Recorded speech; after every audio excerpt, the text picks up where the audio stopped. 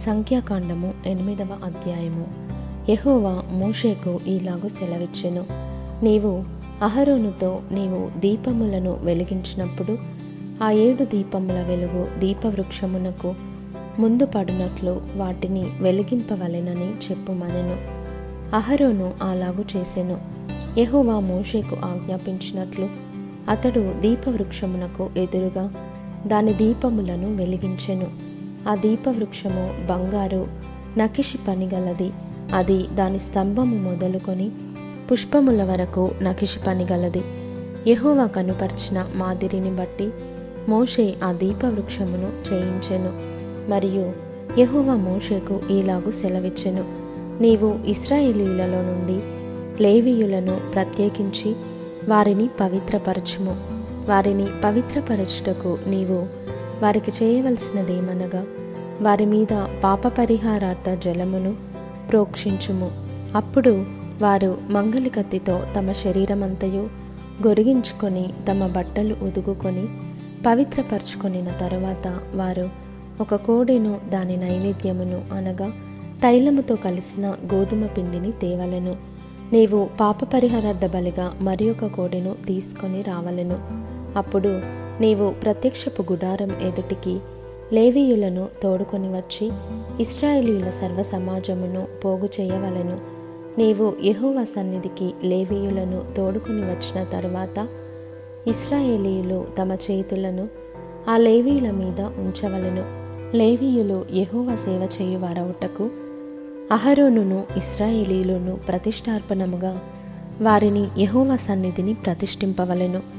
లేవీయులు ఆ కోడెల తలల మీద తమ చేతులుంచిన తరువాత నీవు లేవీయుల నిమిత్తము ప్రాయశ్చిత్తము చేయునట్లు యెహోవాకు వాటిలో ఒకదానిని పాపపరిహారార్థ బలిగాను రెండవ దానిని దహన బలిగాను అర్పించి అహరోను ఎదుటను అతని కుమారుల ఎదుటను లేవీయులను నిలువబెట్టి యెహోవాకు ప్రతిష్టార్పణముగా వారిని అర్పింపవలెను.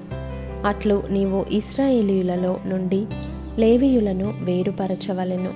లేవీయులు నా వారయుందురు.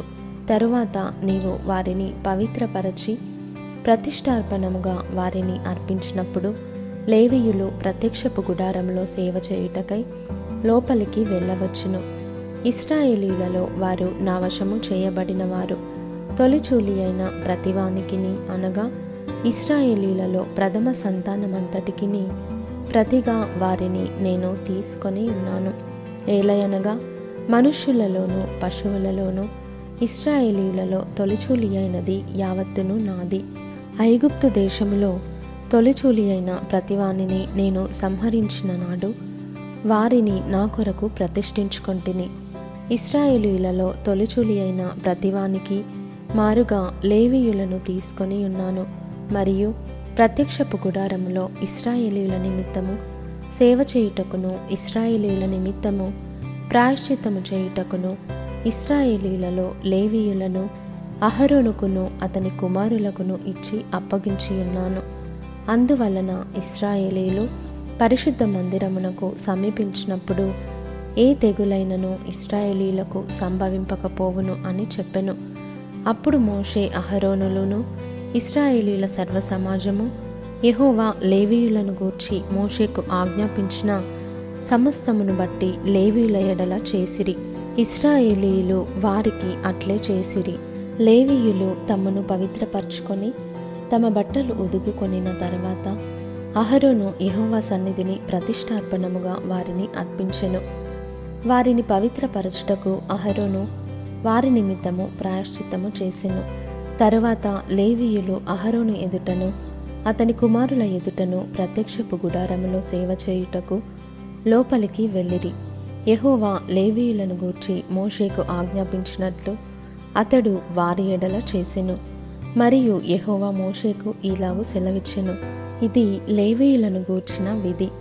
25 ఏండ్లు మొదలుకొని పైప్రాయము గల ప్రతివాడును ప్రత్యక్షపు గుడారం యొక్క సేవలో పనిచేయుటకు రావలెను. అయితే 50 ఏండ్ల వయస్సు పొందిన పిమ్మట వారు ఆ పని మాని ఊరకుండవలెను. వారు కాపాడవలసిన వాటిని కాపాడుటకు ప్రత్యక్షపు గుడారములో తమ గోత్రపు వారితో కూడా పరిచర్య చేయవలెను గాని పని చేయవలదు. లేవీయులు కాపాడవలసిన వాటి విషయము నీవు వారికి అలాగూ నియమింపవలెను.